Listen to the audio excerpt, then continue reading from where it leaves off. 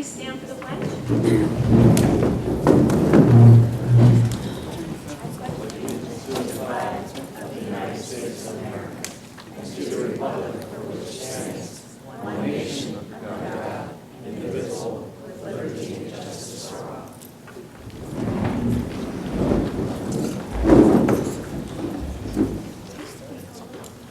Mrs. Banis-Clemens? Here.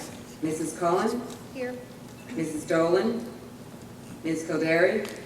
Mr. Kraus? Here. Mr. Reiss? Here. Dr. Thompson? Here. Mrs. Walters? Here. Dr. Yarnell?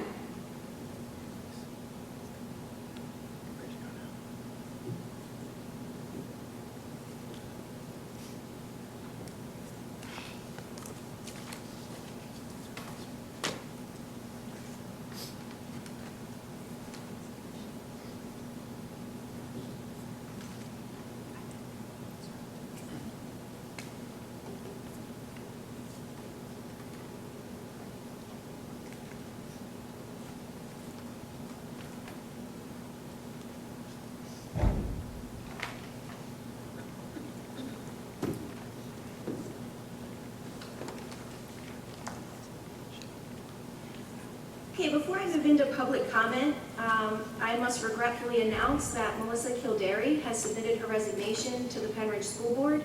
Unfortunately, she is moving out of the district and will therefore be ineligible to serve. She shared that she is grateful for this experience. She has learned a great deal and enjoyed working with everyone. She will be missed, and we wish her the best in her future endeavors. There will be a motion tonight to accept her resignation, so I just wanted to announce that before public comment.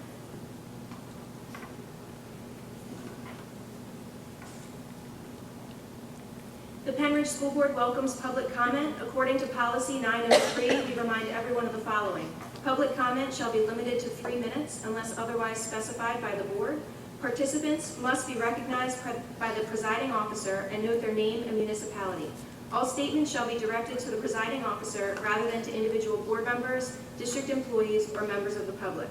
A speaker may speak once during each comment period. Please note that these sessions are designated for comments. To protect the confidentiality and privacy rights of all members of the community, the board encourages members of the public to direct any comments regarding particular individuals, such as students or district employees, privately to the superintendent or other appropriate administrator, or to communicate with the board privately by sending an email to psdschoolboard@pennridge.org. Questions raised and not addressed may be followed up at a later time. We also generally wait until the end of the question and comment period to respond to everything at once. The first person I have signed up is Kevin Foster, Hilltown Township.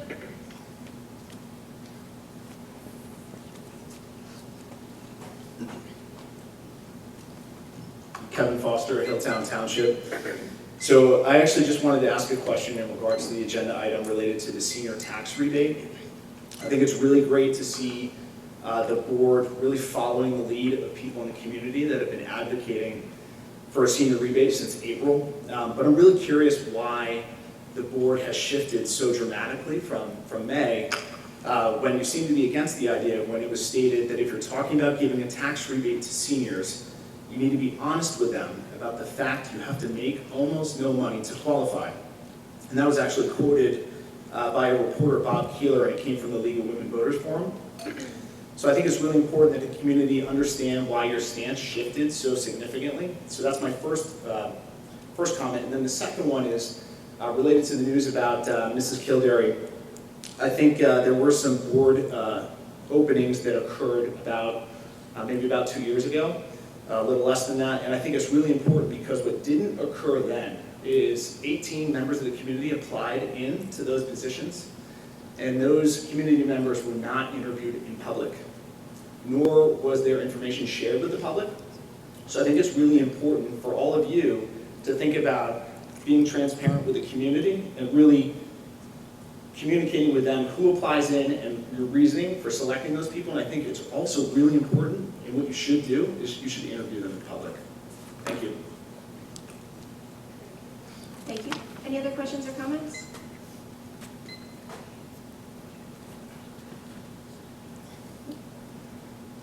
Okay.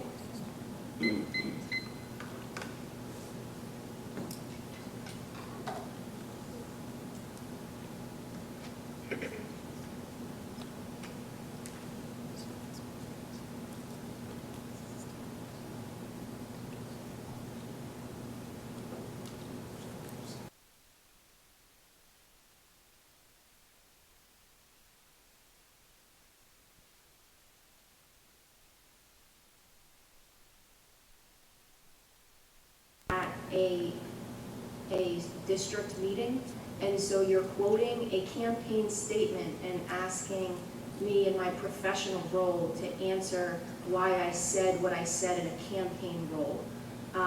When I'm up here, I speak on behalf of the board, and so, you know, I can't,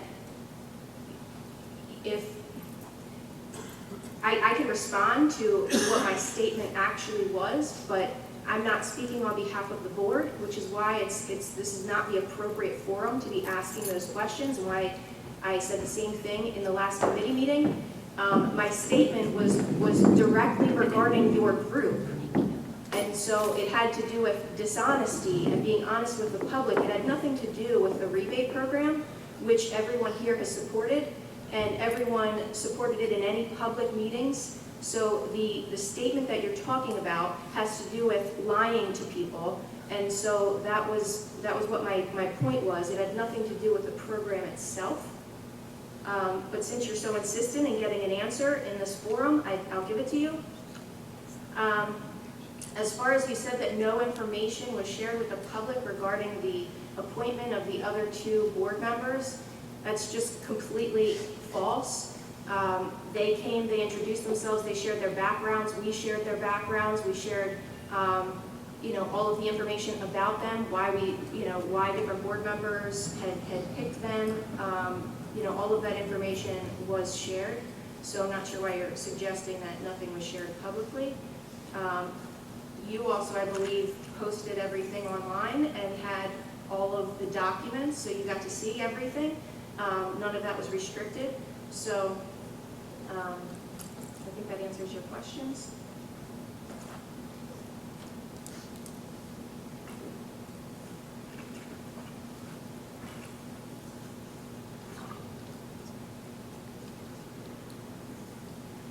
I'm going to move on to the President's report. So the first thing on the agenda tonight is a tax rebate for senior homeowners and permanently disabled homeowners who make $35,000 or less, counting half of Social Security. Also included are widows and widowers whose spouses were seniors. We are following the North Penn model and providing a rebate that is 25% of the rebate offered by the state. This protects our most vulnerable seniors who have been getting priced out of their homes, with their property taxes increasing more than their income over the years. This is an ideal opportunity to be able to offer this rebate because we are in a great place financially with no tax increases for 3 years. We are just starting the budget for the 4th year. We also have not taken on any new debt or borrowed from fund balance. We have a completely balanced budget. Obviously, a tax rebate would somewhat defeat the purpose. If we raise their taxes and the taxes of everyone else to give the tax rebate, it would kind of defeat the purpose. We are incredibly proud of the fact that we have been able to protect those who are struggling financially while still significantly increasing programs and services for students and staff every year. With the long-term financial planning in place, we are in a position to bring millions of dollars back annually in just a few years, which has otherwise been spent on interest. This takes a team effort, and we are lucky to have such talented and committed staff working with us to accomplish these goals. Every employee in this district has a hand in this successful effort, and we appreciate all they do for Pennridge. I know Mrs. Cullen actually had brought a rebate program back to the district a couple of years ago. It was more like the Palisades model. The Palisades model actually exchanges that rebate for volunteer hours. And so I don't think it got much traction back then, but it was something that was kind of unique at the time with a different district that was offering it. This morning we had the ribbon cutting ceremony for the Bucks County Intermediate Unit's mobile Fab Lab. PICO sponsored the lab with $15,000. It was really exciting to see all the STEAM equipment available to students, and we were lucky to have Seiler Elementary be the first school to participate. Mr. Miles Rowe was kind enough to host the ribbon cutting ceremony. Lindsay Sides is spearheading this on behalf of the IU with the STEAM initiative. And Megan Banis is the instructor who's teaching our kids the STEM over at Seiler for the week. We also had Judd Pittman there from the Department of Ed, and it was great to have him there and sharing ideas. And one of the things that we were talking about is how we could get some options for kids to earn certifications. Now that we're leading the way with STEM education from 1st through 12th grade, our kids are going to have a great background in STEM education, and so for them to be able to qualify and get certifications before they graduate and have those opportunities to be able to show that they already have the skill set for career paths would be a really great thing. It's something that they're actually talking about at the Department of Ed, so he was really receptive to it and is looking forward to trying to partner with us and possibly have some pilot opportunities for some things. So they have a lot of great ideas and ways that they're going to expand opportunities for kids in that area. The food truck has also been launched at the Upper Bucks County Technical School. The board for the JOC board had the opportunity to taste out all the food, and it was phenomenal. I have also hand-cut French fries, but they did not taste nearly like their hand-cut French fries. So and we have it coming our way for an upcoming football game Friday night. There you go, 5:30 to 7. So definitely check that out. And I think, what, does 10% of our sales go to? 50-50. 50 to the tech school, 50 to the junior class. All right, so 50% goes to the tech school, 50 to the junior class. I think that's it. And next, we'll have the superintendent's report. Thank you. I'll just remind the board that you have the presentation in front of you in the administrative, and I'll wait till I get the nod that the first smiling picture is up there. We're up, we're good to go. So, first of all, I just really want to celebrate the first couple weeks of school. It is just so exciting and thrilling to have the energy and the excitement back into the hallways and on our fields and in our classrooms, and it's just been wonderful. So I just wanted to share a couple photos of the first couple weeks while I just issue some thank yous. So while you're looking at those, first I want to thank our transportation department. Had the opportunity to ride the bus again on the first day of school. Did a high school run, a middle school run, and an elementary run. But as I've met with Mrs. Short over the first couple weeks, the amount of care and adjustments that it takes for these men and women to be able to deliver and then deliver our students to school and then deliver our students home is unbelievable. The amount of work that goes into making sure the runs are just right, because you can test them in the summer, but once you put kids on them, you're adjusting things, and so they've done a really wonderful job. So I want to thank that department. They've done it all with a smile, and it just is a lot of work for them, so I want to thank them publicly. Also want to thank our nutritional services. It's another group of employees who just hits the ground running, and here we go. Right, first day of school, they show up, and so they have to make sure that they're ready and serving all of those students again with a smile, so I appreciate that. As well as our teachers, the staff, and administration for their work. I want to also publicly thank the parents for trusting us with their most precious items, right, and making sure that they then also support, and the support that they show for their students' learning, as well as for the school and the district. I just really appreciate that. Next, I want to congratulate and recognize some students. First, there should be a picture up there of Abigail Koza. Abigail is Pennridge's only qualifier as a semifinalist in the 2020 National Merit Scholarship Program. This honor places her in the top 1% of seniors nationally. There are only about 16,000 students nationally who qualify. That is the top 1%. And it is based on their scores when they were juniors on the preliminary SAT test, or the PSATs that you'll hear it referred to. Abby now has the opportunity to compete for one of approximately 7,600 National Merit Scholarships that will be offered in the spring. Abby was not able to be here tonight because of a school commitment. She will join us in October, so we can publicly recognize her, but I wanted to celebrate and brag a little about her. So let's congratulate Abby on her achievement.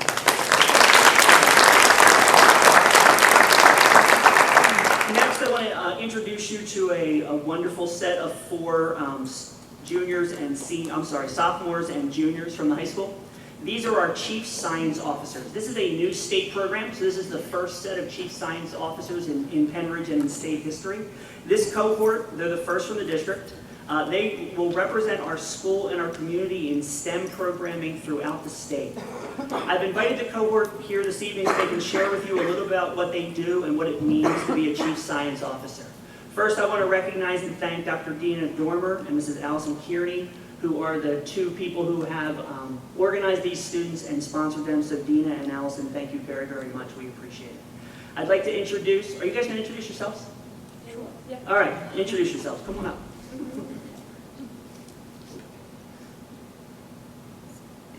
Thank you, Dr. Bolton. So we are the first CSO team for Pennridge. My name is Austin, and I'm from 10th grade. I'm Sophia, I'm from 11th grade. I'm Melissa, I'm from 11th grade. And I'm Ben, and I'm from 10th grade. And Dr. Dormer and Mrs. Kearney are our wonderful advisors.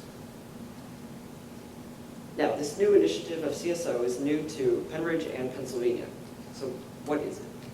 Well, our job is to help integrate and spread STEM awareness and culture throughout our school, the school district, and the community around us. Ultimately, we would like to be the voice of our schools for STEM culture, bring STEM opportunities to our peers and the community around us, and ultimately bring change to our communities. Some of our goals is to create a pipeline of diverse STEM leaders throughout the CSOs throughout our country and even internationally. It's a growing program.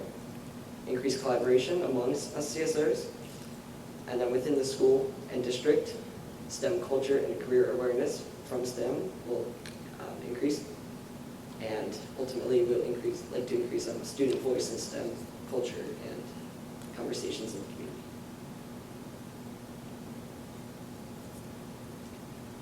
So as Chief Science Officers, over the summer we were able to participate in 2 fantastic training day camps up in Arcadia University.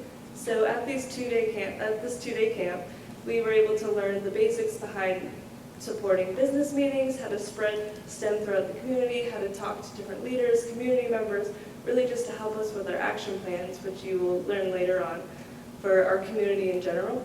And during these 2 days, I was able to talk more with some of the leaders of CSO and was elected for the Pennsylvania Chief Science Officer Leader. So here I will be helping planning future committee meetings and just helping with all the students all across Pennsylvania for the CSOs and just helping the whole world with integrating STEM.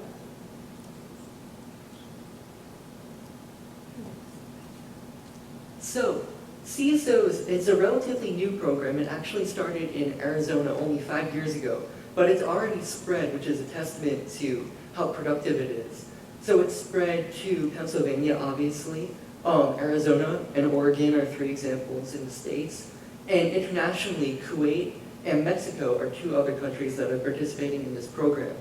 So one unique benefit that we get is that we can contact these other groups who have been working with the CSO program for a number of years now, and we can reflect on their projects, see what they've done, and we can collaborate with other CSO projects in the area in Southeast PA, and we can also collaborate, across the country and really internationally. One of our obligations as CSOs is to implement an action plan within our community and our school district. So our current action plan is a STEM fair that will be held late February, early March. It will include local businesses, community members, students, faculty, and family for a series of STEM-related experiences designed to encourage an appreciation for STEM and for STEM-related fields. Thank you all for listening, and we are the Chief Science Officers for the Pennridge School District.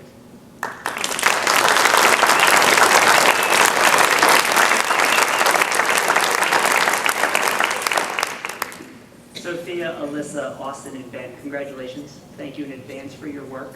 It was wonderful to hear Dr. Dormer and Mrs. Kearney talk about your excitement and some of the projects. I'm a little disappointed you didn't share the dinosaur picture tonight.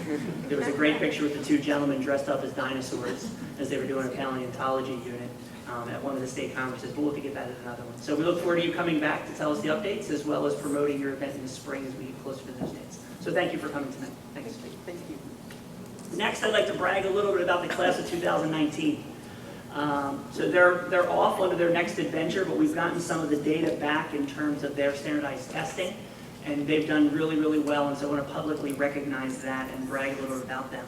The SAT average score for the class of 2019 were 589 for reading and 586 for math. Both of those numbers were a 3% increase from the 2018 scores. That gave them a total average of 1,175. This total is the highest average in Pennridge in at least 5 years. It is also 89 points or 8.2% above the state average. As well, the class of 2019 did an amazing job on advanced placement exams. We had 352 students take a total of 679 AP exams, which was a high for Pennridge. 90.3% of those students received a score of 3 or higher on their exams, which is the number used to indicate many colleges allowing credit for those courses if you take a 3 or higher. That is an 8.3% increase for Pennridge, and it is the highest ever in Pennridge's history on the AP exam. So congratulations to the class of 2019.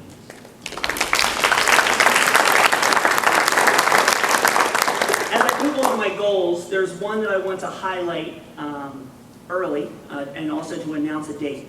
One of the things, if you would just call up the goal form, it's one of the 10 goals are up there, and I won't read all of them. This is posted publicly to give you an overview from that standpoint. But I do want to mention that this year I will be holding 3 community forums. There will be an email later this week going out to everyone in the community about them, but if you would just spread the word. These evenings are opportunities for everyone in the community, all stakeholders, to hear information regarding the wonderful happenings across the district and to ask any questions that they may have. Each of these evenings will begin at 7 p.m. and I will be holding one at each middle school. So at South Middle School, it'll be on October 3rd, Central Middle School October 15th, and North Middle School on October 24th.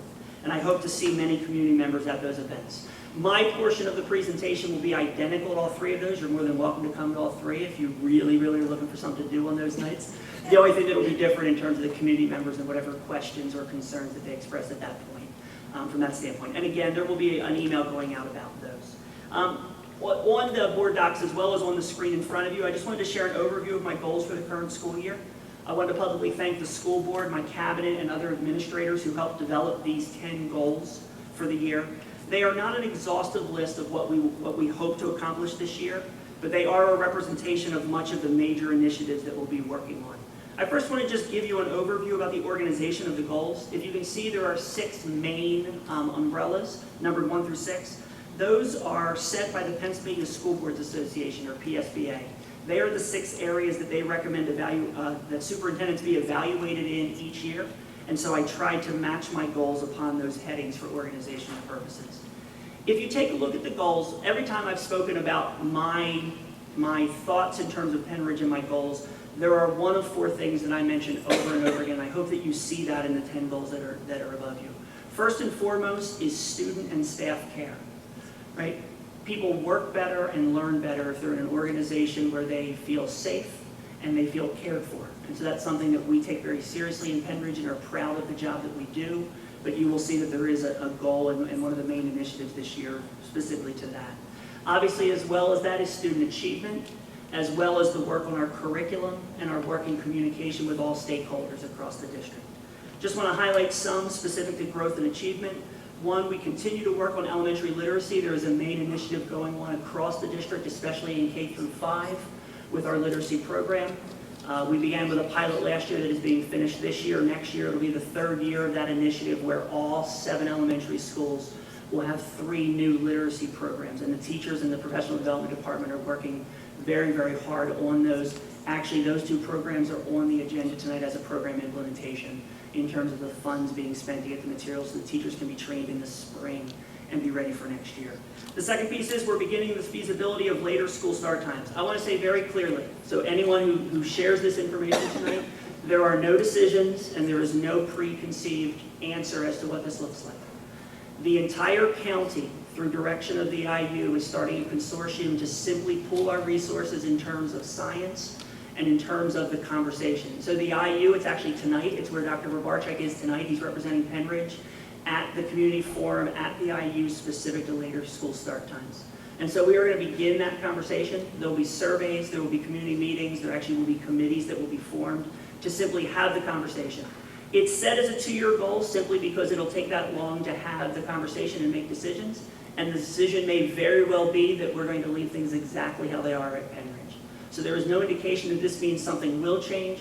It does mean that countywide there is going to be a sharing of information and a discussion specific to Pennridge as to whether any or all of that makes sense for us as a community, and we will make that decision over the next 2 years. Next, in terms of organizational leadership, I mentioned the curriculum documents and continuing the work of the Curriculum Innovation and Design Council. The implementation of the K-12 guidance plan, those of you who have been at the curriculum committee this past month, and if not, I encourage you to watch it. Dr. Wierka and her team did a wonderful presentation. This is a major undertaking, right? It is misnamed, right? It is a state mandate, and they call it a guidance plan, but it is not just the guidance counselors. It is a wonderful document that takes both social, emotional, and college and career readiness and lays it out K through 12. It is the first time across the state where we have said, here is what a kindergartner will learn, and here's what it leads into in first grade, and into second grade, and into third grade, and everyone has a piece of that. And so as we start that this year, I'll be excited to be able to report back to that and to share some of that information about how that will change and really will impact our classrooms. So Dr. Wierka, thank you for you and your team. I know that was a long year of work with the IU getting that finished. In terms of operations and fiscal management, again, obviously looking at the balanced budget and bringing in a tax increase as low as possible, but guaranteeing that it will be at or below the Act 1 index. We began a program quality review of district technology. This is consistent with what I've done over my first year and a couple months in terms of looking at our major programmings. Just with a set of eyes and saying what's working, what's not, what do we need to do differently, what can we do better, what can we celebrate. So the IU is helping us with this. It's a PQR, or a program quality review. The interview unit will come in and will interview stakeholders across the district, will observe, take a look at our documents, and evaluate devices, our support of teachers, our support of students, the infrastructure, our implementation plans, as well as our professional development. There will be a public report in November that we will then turn around and share either in December or January with the rest of the public in terms of their celebrations as well as their suggestions for action plans moving forward in that area. So look forward to that coming up. We're going to continue to look at the outside placement of students. I believe strongly that we do it best for our kids here in Pennridge. And so we continually look at students who are being educated outside of the district, either through charter school or specialty placements, and take a look and evaluate whether we can do them in-house. They are generally of higher quality and also cheaper. And so we were able to save over $200,000 last year simply through this goal and bringing some students back to the district. We hope to do that again.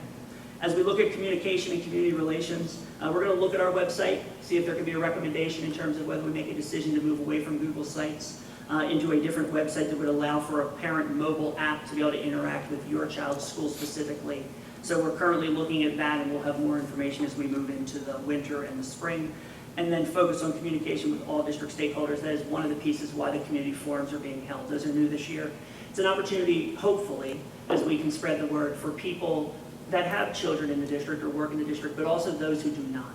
For them to have an opportunity to learn about the district, but also to speak into the district in terms of what they see as our strengths or our needs as a taxpayer, but may be no longer a consumer of the schools. 80% of our households, it actually was 78.9 last year, of our households do not have a student in the school district. So 4 out of 5 houses do not have somebody directly consuming our schools in some way at this point unless they work here. And so we need to make sure that we're providing information to them about the district because they are part of the celebrations as well. Last is just human resources management. We do have multiple new district administrators, especially at the principal level this year, 3 at the elementary level and 1 at the high school level. And so I see it as my job with help of the cabinet to support those new administrators through mentorship as they transition to Pennridge and begin their work here. So I look forward to providing information on those. If you have any feedback for me as the public, I would appreciate those. Just shoot me an email if you have any other questions or not. So thank you. So one of the things that I forgot to highlight, the big issue that we hear a lot about here as far as security is concerned is the entranceway to the high school. And it's really exciting to see that, you know, with our new director of security, Joe Gallo, Dr. Cashman, Dan Branch, and the rest of our high school administration, they went through the building and tried to look at any kinds of security concerns and how can they address them to make things more safe. And what they're doing is, if you notice now when you come into the high school, you go in the first set of doors and then there's a little button that you push to be able to buzz into the school. And so depending on whether or not someone's sitting at that security desk, it may, or you know, there are issues with whether or not that you could see the person who's coming in there. And so what they're doing is they're moving that outside of the building So now you will buzz in from the outside of the building, and there will be someone at that security desk who will see you. You'll buzz in to get through that first set of doors. Then there's the second set of doors to the security officer. The security officer will then have to buzz you in through that second set of doors to the right. That's where parents can drop off lunch boxes, those kinds of things, and still not even have access to the school itself. They would have to buzz you in a third time to actually get into the office. So it's a 3-checkpoint system to be able to get people into the building. And so that's going to be, that's going to be huge as far as making sure that only the right people are getting into the building. One of the other issues that's kind of been lingering for a while is that balance between making things safe and making things inconvenient. And with a lot of our sports, it's been an issue with trying to get people in and out of the building for things like swim and some of our gyms. And so they have a whole system now as far as where to put gates and be able to cut things off to limit the access to the building as much as possible. And there's clear protocols for making sure that they are restricting as much as possible and making it convenient for people to be able to still get into the building, but safe so that they're not able to access other areas of the building. And a third initiative, which has been a little touch and go, I guess, is the morning drop-off in the high school, which the idea, we had a lot of kids that were getting dropped off, I think up to 45 minutes before the school day started. And so those kids would have to just hang around in the buildings for 45 minutes, and that's 45 more minutes of rest that they could be getting. And so one of the things that they looked at doing was trying to get all of the buses to drop off at the same time. So that way, all of the kids are getting here as close to the start time as possible, so that you don't have kids having to hang out in the buildings unsupervised. They're trying to streamline entrances. Whenever you do any big changes like this, obviously there's going to be some hiccups, but they're working through it, and they're able to get, they're getting people here within like a 5-minute, 15-minute time frame right now to be able to get the kids in that time frame, and working out some of the logistics like breakfast and things like that, but they're working through it. They may be setting up a second breakfast station for kids to make it easier for kids to be able to access the breakfast without having to go all the way through the building, depending on where their drop-off point is. But definitely significant changes to try to make sure that our kids and our staff are safe. So great job for them to be looking at all of these things.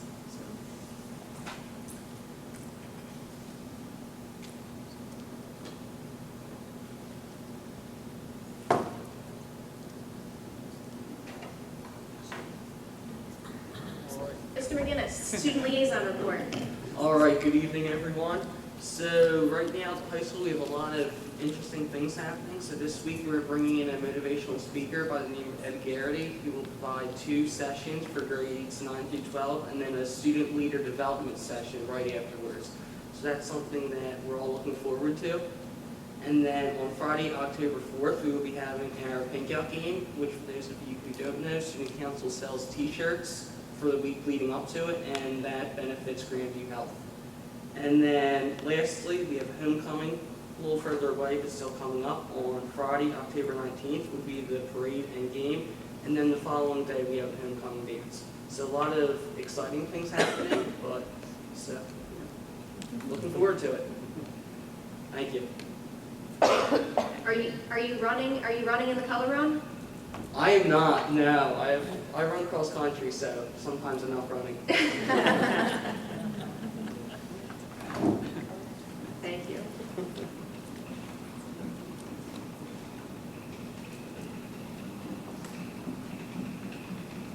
Okay, next we'll have the approval of the consent calendar. I'll make a motion to approve the consent calendar, items A through H. Seconded by Mr. Kraus. Questions or comments from board members? All those in favor? Aye. Opposed? Motion carries 8-0. Oh, sorry, 7-0. And I am going to make a motion to accept Melissa Kildare's resignation effective September 19th, 2019. Seconded by Mrs. Walters. Questions or comments from board members? All those in favor? Aye. Opposed? Motion carries 7-0. Next is the committee reports. Activities, Mrs. Walters. Thank you. The Activities Committee met on September 3rd, and we have 3 items for motion tonight. I'd like to make a motion to approve the following overnight trips: the South Pacific Tour, the FBLA Leadership Workshop, and the Costa Rica and Panama trip. Second. Okay. Moved by Mrs. Walters, seconded by Mr. Reiss. Questions or comments from board members? All those in favor? Aye. Opposed? Motion carries 7-0. Okay, and then our next Activities Committee meeting is Tuesday, November 19th. Thank you, Mrs. Walters. Next is curriculum, Mrs. Cullen. Thank you. The Curriculum Committee met on September 9th, and if you missed it, you missed a great meeting. As Dr. Bolton had mentioned, the comprehensive K-12 counseling plan was presented by Dr. Weirka and Mr. Toomey, and that presentation is available if you want to take a look. I recommend that you take a look at it. It's comprehensive as it says in its name. So it really is going to improve things for our students. And as Dr. Bolton said, it's aligned now from elementary to high school, and it's going to give our students more of a focus. But I did ask in the meeting, and they said that even though they're focusing our students as they go along and kind of preparing them for what they might want to do in their future careers, there's room for flexibility in that. So it's not like you're going to be locked into something at a young age. So I was happy to hear that. And then we had presentations about our literacy programs, which are motions for tonight. Our chief science officers that you already had a presentation from. So I will move on to the motions to approve the following curriculum improvement proposals. The first one is Making Meaning, which is the K-5 reading program, and Words Their Way, which is another part of the K-5 reading program. Everybody fighting over here. Moved by Mrs. Cullen, seconded by Mrs. Dolan. Questions or comments from board members? I do want to make one comment. Actually, Dr. Bolton was kind of modest in his presentation about his goals and his accomplishments. And during the curriculum meeting, it was mentioned that the pilot program occurred over in Sellersville. And in just 1 year, the literacy, the proficiency score on the PSSA rose to 91% for our students over at Sellersville, which is just remarkable. You know, when you do programs like this, you never really want to look early. You want to give time for a program to play out a little bit before you look at what the effect of it is. And for something to have that kind of success rate in its first year is just amazing to me. So I'm really looking forward to it being rolled out, and our curriculum department and our teachers, our professional development staff, they deserve great kudos for what they're doing. So thank you. Thank you. Other questions or comments? Okay, all those in favor? Aye. Opposed? Motion carries 7-0. Okay.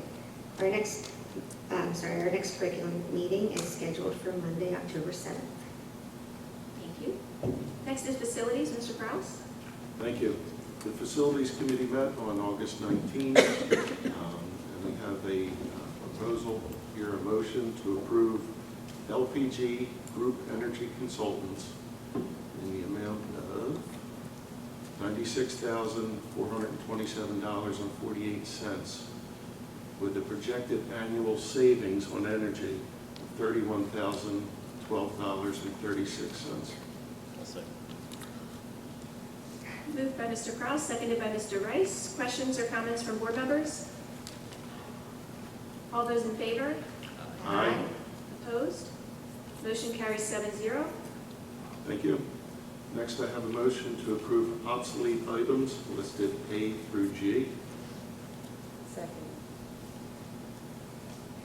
Moved by Mr. Kraus, seconded by Mrs. Dolan. Questions or comments from board members? All those in favor? Aye. Opposed? Motion carries 7-0. Thank you. The next Facilities Committee meeting is scheduled for Tuesday, October 8th. Thank you. Okay, next is the Finance Committee. I will make a motion to approve contracts A through F.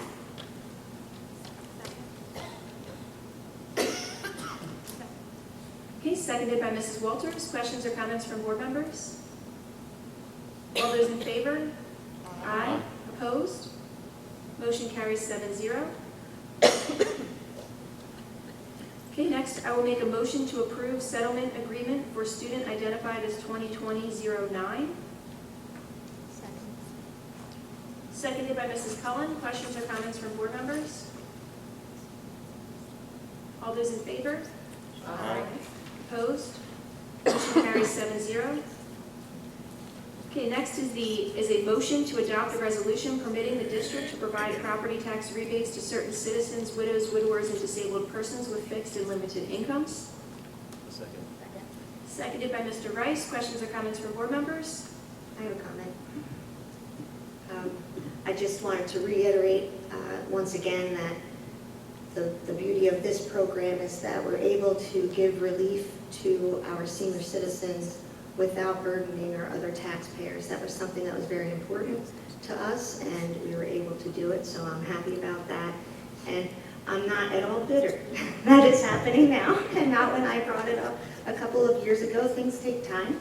I'm just happy that we're doing it now. So it wasn't received when I brought it up a few years ago, but it's different circumstances now, different leadership, and we're able to do it, so I'm happy. Thank you. Thank you.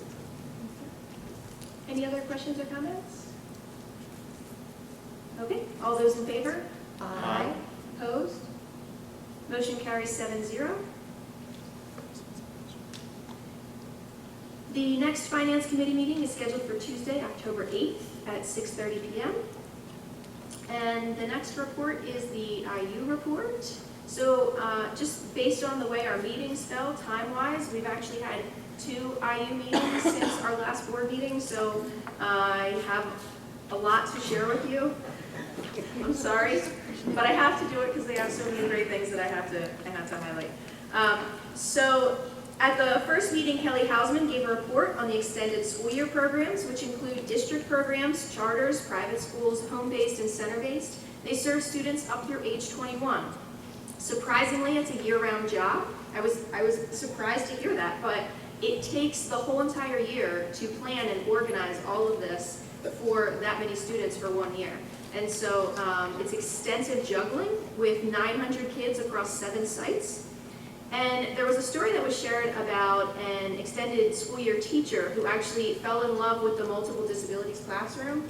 And so she found her passion and ended up switching to, to that class, which was neat, which was kind of a neat experience to hear about. There was also a powerful letter that was shared that was written by a parent on the significant impact that the extended school year had on her child.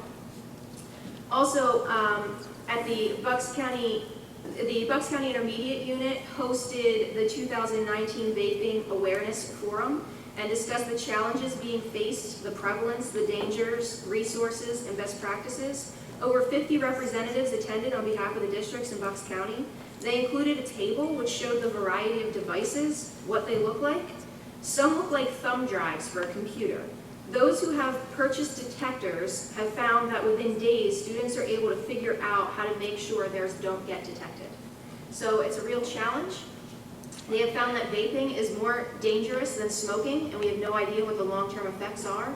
It's a major problem with it being used all over the building, so it's something that the county is working together to try to solve.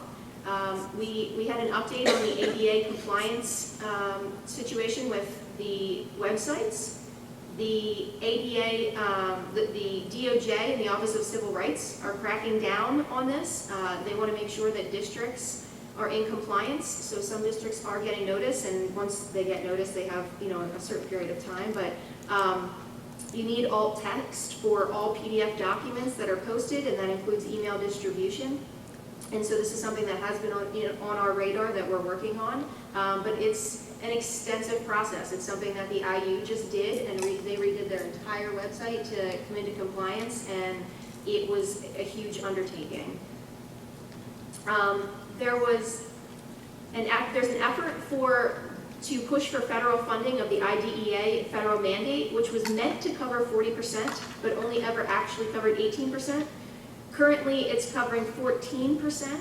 So just looking at student ratios, the student enrollment has dropped by 2.5%, while special education has increased by 2%. So it's an unfunded mandate, underfunded mandate from the federal government. And so there's an initiative right now to try to get the federal government to step up and commit what was originally intended for that mandate, so that it's not falling on the local levels. So that's something that the IU is working on. They have an advocacy committee that meets several times a year, and that's one of the things that is being pushed for. That was my August report. I'm on to September, so I'm halfway done. That's a 3-minute mark. There was an early childhood mini report. I've already talked extensively about this program, but it's early intervention for Head Start, early Head Start, and pre-K counts. This is something, again, that we've shared a lot about. The IU has really been expanding this throughout the county. The mission for the early childhood at the Bucks County Intermediate Unit is to provide exemplary, high-quality early childhood education services and supports for all Bucks County Intermediate Unit students and their families in order to prepare each learner for success in kindergarten and beyond. Qualification factors include children with disabilities, families who are under 100 to 300% poverty level, depending on which program, whether it's the Head Start or the pre-K counts, homelessness and foster care. The Bucks County IU is looking to expand to include tuition-based options for those who do not qualify as well, and they want to continue to combine that and combine all of these programs with the highest standards from all of the programs across the board in the most inclusive setting possible by including all of them in one environment. We're up to three early learning centers. The Upper Bucks Early Learning Center is in Quakertown, and that is now expanded to the entire building, providing more space, to meet the needs of students. And there's actually a new grant from the Office of Head Start to replace the playground equipment and to bring it up to new standards that are designed to meet the needs of all students who attend. It's expected to be completed in the spring of 2020. I know when I shared the one from the lower end, I had a lot of feedback from people around here. When are they getting the grant money to do our playground? So there you go, it's coming our way. The Lower Southampton Learning Center is undergoing a major air conditioning project in Neshaminy. They are going down the same path we are as far as engineering services. They are using Reynolds Engineering for a Giza project, which gives you guaranteed energy savings. You bid it out a different way, and they're able to get the energy savings for it. It saves a substantial amount of money. And then they get guaranteed energy savings of $25,000 per year. And the way that works is if they don't get that savings, and they use, it's obviously more conservative numbers, but if they don't get the $25,000 a year in savings, then the engineering firm actually has to pay that difference by law. So they will get that savings. This was tied in with the lease extension through 2029 to be able to make sure that they can support those programs in that location for that extended period of time. And there's significant space in that building to be able to add on to those programs, which makes it a really great option for what they're looking to do in that area. Last, I'd just like to mention that the Bucks County IU helps districts with specific projects on a regular basis with district support team planning. And for Pennridge, it was the K-12 guidance plan, which I won't harp on because I know we've already talked about it twice. But it's building the guidance needs into the curriculum and educating the whole child, providing the tools needed to be successful socially, emotionally, and academically. So, it's a major program, major undertaking, and we appreciate the help of the IU to go through that program with us and other districts in the county, and also all of our staff that worked really hard on developing this with them. So.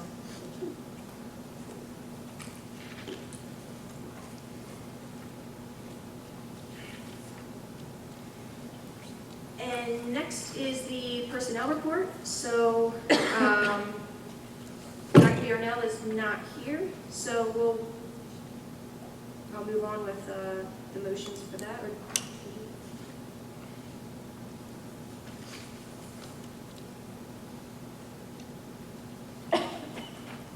So the first motion is to approve the settlement agreement for employee number 9759.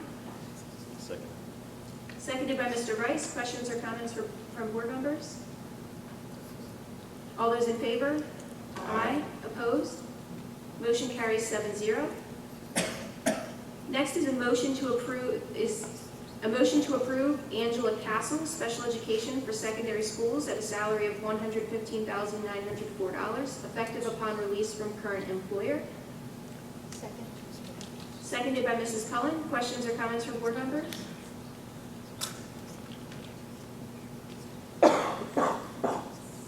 All those in favor? Aye. Opposed? Motion carries 7-0.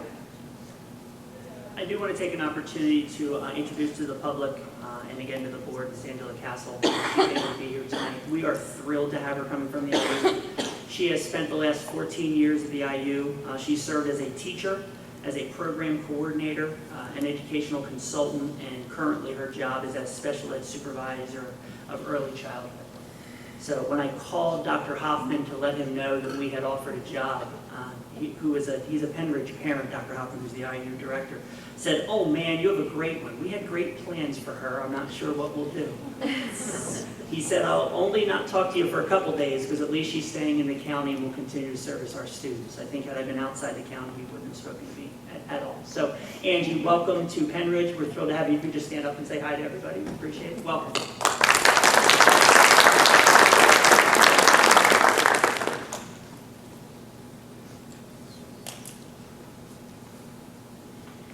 Okay, next is a motion to approve tenure recommendations for the following employees: Aaron Barlow, Lauren Baskin, Timothy Beck, Ashley Biores, Amanda Baradowski, Chelsea Flaherty, Christy Jester, Andrew Kern, Rachel Pupo, Karen Schnurr, Catherine Shelley, Christina Snell, Anita Whalen, and Lori Zimmerman.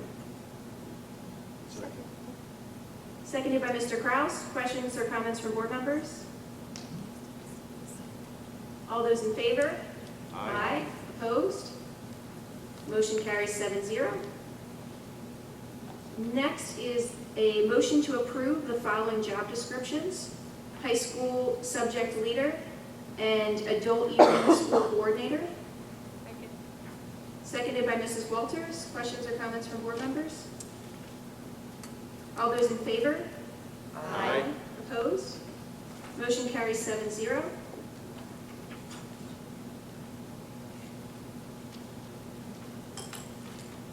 Okay, next is a motion to approve the following changes to the Pennridge School District Nutritional Services Compensation and Benefits Plan dated July 1st, 2018 through June 30th, 2020, effective September 24th, 2019. Level 1 nutritional service workers, with the exception of employee 1161, whose 1920 calculated wage per the nutritional services agreement is less than $10 per hour, will have their 1920 calculated wage rate increased by $1. Level 1 nutritional service workers and Level 2 cooks, excluding lead high school cook and employees number 196 and 719, whose 1920 calculated wage per the nutritional services agreement is $10 per hour or higher, will have their 1920 calculated wage rate increased by 25 cents per hour. Employee number 196 will receive an additional 47 cents per hour. Employee number 719 will receive an additional 79 cents per hour. Employee 1161 will receive an additional $1.06 per hour. The starting hourly wage listed in Section 3A of the Pennridge School District Nutritional Services Compensation and Benefits Plan dated July 1st, 2018 through June 30th, 2020 changes from $9 per hour to $10 per hour. The nutritional services substitute employee wage rate listed in Section 3A of the Pennridge School District Nutritional Services Compensation and Benefits Plan dated July 1st, 2018 through June 30th, 2020 changes from $9 per hour to $10 per hour. Seconded by Mrs. Dolan. Questions or comments from board members? Okay, so I'll summarize that for you. So basically, it's increasing the starting wages and proportionally increasing wages for workers in the cafeteria. Did you want to add anything to this? I just wanted to thank Mr. Dalbert and Ms. Giartana, who is our Director of Nutritional Services, for bringing this to us. This is a contract that we've had a difficulty finding these workers and maintaining these workers. because of their starting rate compared to the county averages. And so this is a contract that's up in a year, but we felt as though we couldn't wait the full year to bring some of those within line, which is why the changes were made to some of the employees. The 3 employees who are called out separately have different pay raises simply because of seniority, and what would have happened, that people would have jumped them from a seniority standpoint, which is why theirs aren't matched exactly to the dollar or the 25 cents from that standpoint. Thank you. I just want to say I'm glad that we're in a position, we're able to help these people who are working really hard for our kids and bring them closer to where they need to be. So, any other questions or comments? No? Okay. All those in favor? Aye. Opposed? Motion carries 7-0. And the next is a motion to approve mobile fingerprinting events scheduled on November 20th and February 20th, 2020 at a cost of $200 per event. Second. Seconded by Mr. Reiss. Questions or comments from board members? All those in favor? Aye. Opposed? Motion carries 7-0. The next meeting is scheduled for Monday, October 7th, 2019.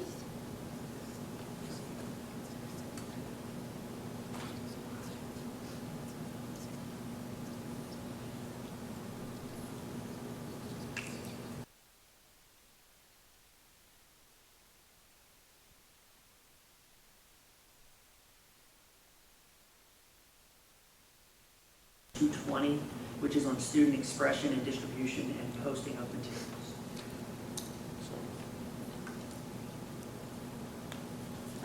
Need a motion. You can't make a motion.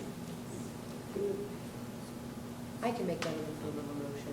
Okay, moved by Mrs. Dolan, seconded by Mr. Kraus. Questions or comments from board members?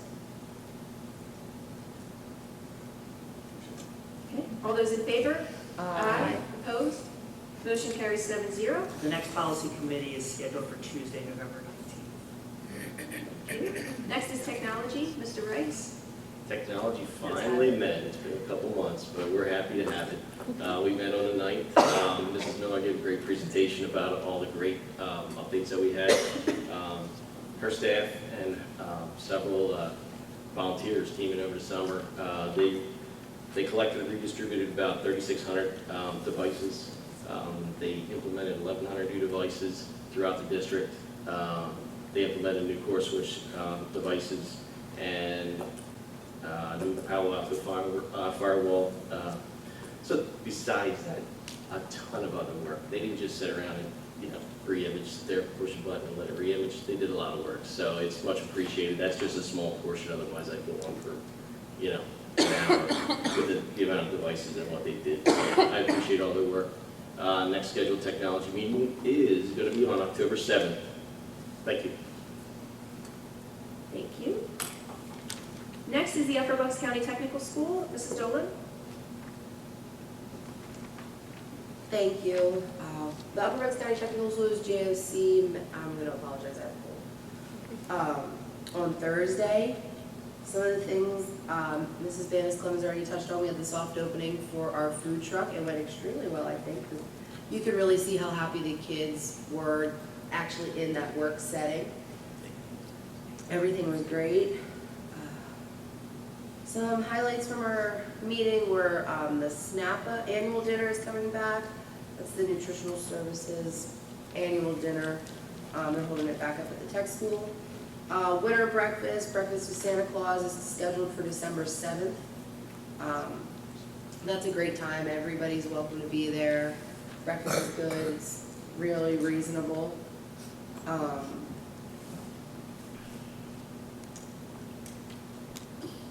We have new adult education classes that are coming up. Some metalworking, culinary, they're all on our website, which has been